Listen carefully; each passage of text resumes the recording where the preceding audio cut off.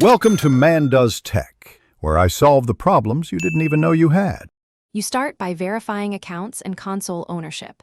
This is critical because game sharing depends on a primary console setting and active entitlements.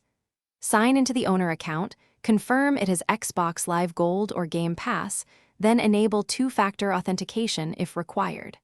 Once done, check the console is connected and fully updated.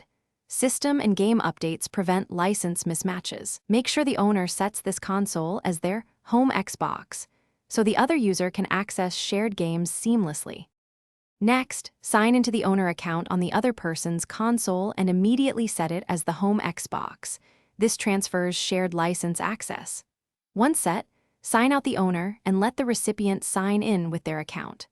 Restart the console to refresh license tokens, then open My Games and Apps to verify shared titles show as playable.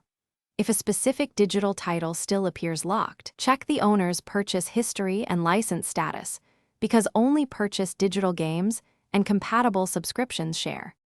Finally, complete the process by testing a shared game while the owner is offline or playing a different title.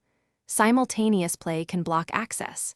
If the game remains unavailable, sign back into the owner account, remove the home Xbox designation, then reassign it and power cycle both consoles to force license refresh. Make sure NAT and network connectivity are stable, and re-authenticate accounts so tokens renew.